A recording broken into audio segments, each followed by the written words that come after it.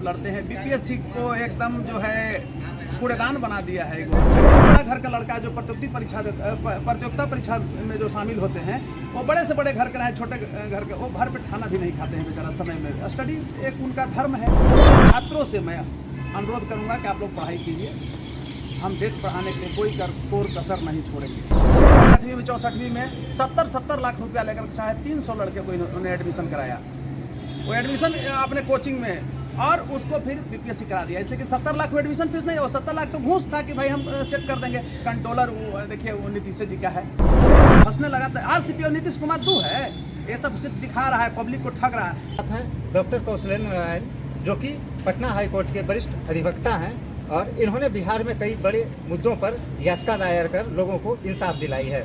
चाहे चर्चित पप्पू देव इनकाउंटर मामला हो, जिसमें कि एसपी लिपि सिंह पर भी कोर्ट का डंडा चला, उसके अलावा बीपीएससी का मामला हो जिसमें छात्रों के हित को लेकर ये लगातार आवाज़ उठाते रहे हैं, या आर्थिक अपराध का कोई मामला हो, डॉक्टर कौशलेंद्र नारायण हमेशा प्रखर रहे हैं और इनकी आवाज़ जब निकलती है तो सीधे सरकार तक पहुंचती है और सरकार को अपने फैसले बदलने पर मजबूर कर देती है।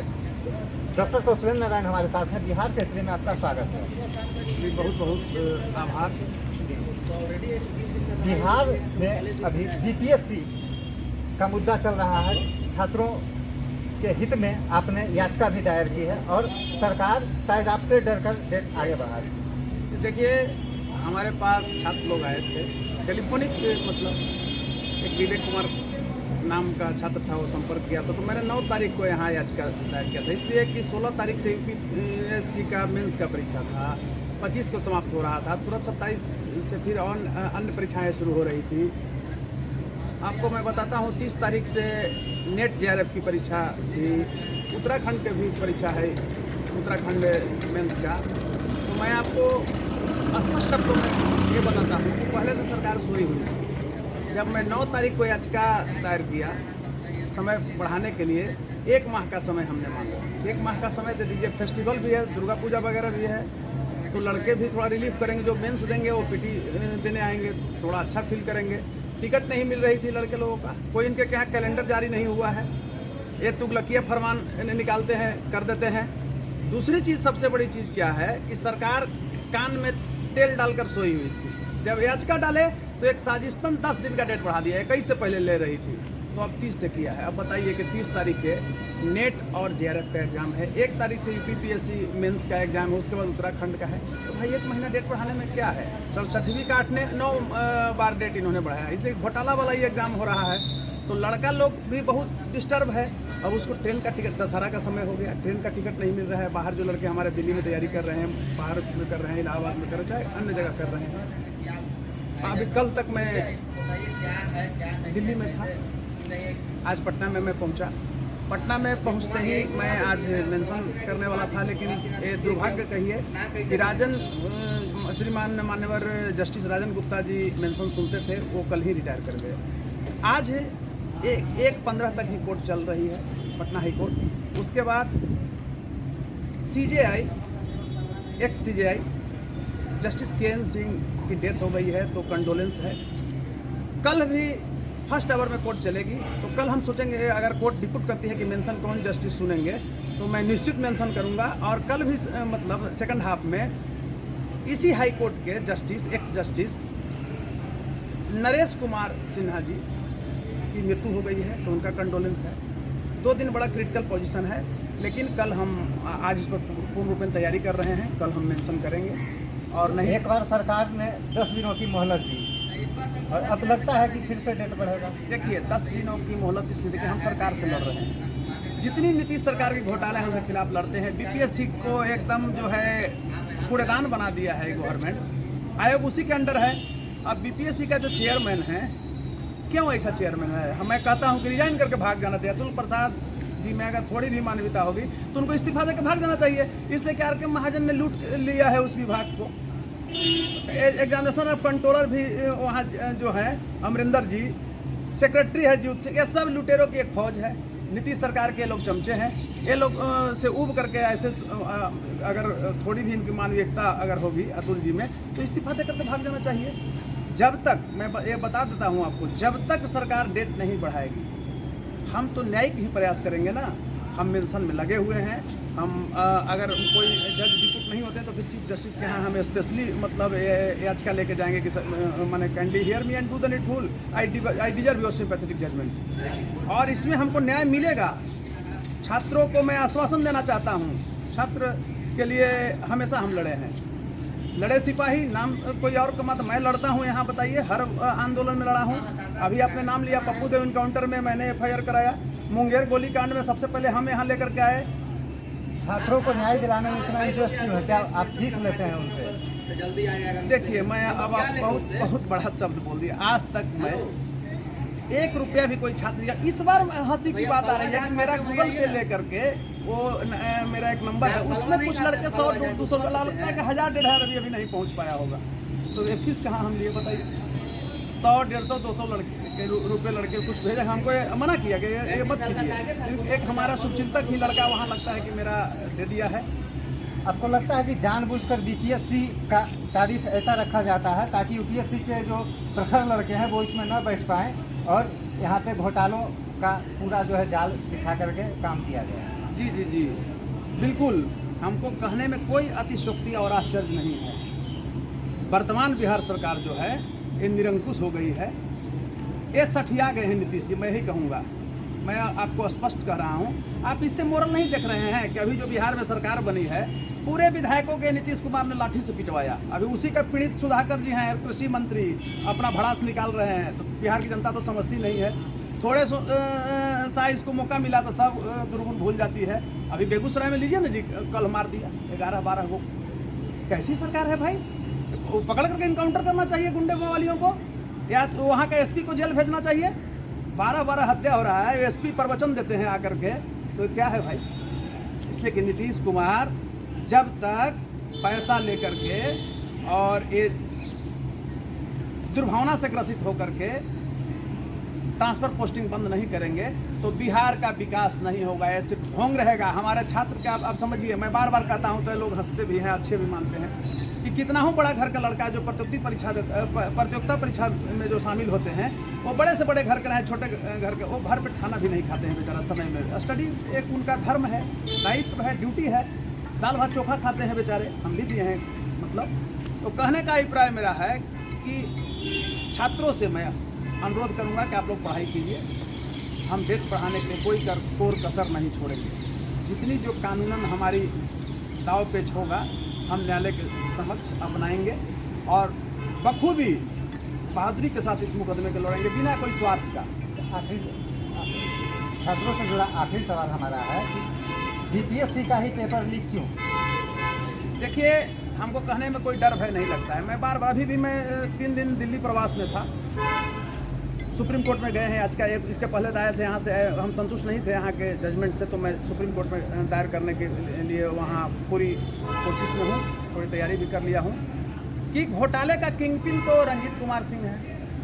नीतीश कुमार उसको जेल भेज नहीं रहे हैं क्योंकि व्हाट्सएप पर जो गया क्वेश्चन तो 3 ही आदमी का पर क्यों गया भाई? ये लोग बाहर बैठा हुआ था उस क्वेश्चन को बेचने के लिए और रंजीत कुमार सफल हो गया। इसके पहले वाला में 66वीं में, 65वीं में, 64वीं में 70 लाख रुपया लेकर शायद 300 लड़के को इन्होंने एडमिशन कराया। वो एडमिशन अपने कोचिंग में और उसको फिर BPSC करा दिया। इसलिए कि 70 लाख एडमिशन फीस नहीं, और 70 लाख तो घूस था कि भाई हम सेट कर देंगे। कंट्रोलर वो देखिए वो नीतीश जी का है, नालंदा का ही अमरिंदर जी, जीव सिंह वही है, नीतीश जी वही है, रंजीत कुमार भी वही है। तो ये लोग रंजीत कुमार देखते हैं कैसे स्टाइल मारते हैं, देखते हैं ना। सीतामढ़ी DM थे तो देखबे क्या करिश्मा, शादी विवाह नहीं कर रहा था वो लड़की जो महिला से, तो फिर शादी विवाह की है। 17 साल तक जिनको गाली दे देकर नीतीश जी कुर्सी से चिपके रहे, अब उनके गले मिल गए। बिहार का ही दुर्भाग्य था। इतना डंडा से पिटवाया ये लोग, विधायक, कांग्रेसी विधायक पिटाया, RJD वाला पिटाया, फिर सब मिल गया है। लेकिन जनता लगी हुई है कि मैया है मोहे, मैं नहीं सृजन खाए, मैं नहीं पेंशन घोटाला खाए। अब नीतीश जी कहते चल रहे हैं मैं नहीं जाति के नाम पर अफसरों को पोस्टिंग किए, मैं नहीं बिहार को लूटा। तो जनता करे कि नीतीश हैं बहुत नाच नचाए, अगर इनको भी जनता बता देगी कि बहुत नाच बिहार को अब नचाए हैं, अभी जनमत आपको कहाँ जाएगा। लेकिन दुर्भाग्य देखिए यहाँ भाजपा वाला भी लगता है कि इंटरेस्टेड नहीं है, वो लोग भी राजनीति कर रहा है। अरे यहाँ जो लालू जी को 980 करोड़ के स्कैम में भेजा गया जेल, वैसा वैसा नीतीश कुमार हर एक विभाग में स्कैम किए हुए हैं, इसलिए तो भाग गए। देखिए अब जनता क्या है, कल तक आरसीपी को कहता था कि आरसीपी टैक्स लेता है, आरसीपी ने एक क्लर्क से लेकर आईएएस तक किसी पैसा वसूला, लूटा बिहार को आरसीपी टैक्स लगा करके। जब फंसने लगा तो आरसीपी और नीतीश कुमार दो है, ये सब सिर्फ दिखा रहा है, पब्लिक को ठग रहा है। ये आरसीपी को भेज दिया कि तुम फंस रहे हो, निकलो भाजपा में जाओ, भाजपा गंगाजल छींटेगा तो कहीं तुम बच जाओगे, और वहां तुम जाओगे तो फिर हमको बचाओगे।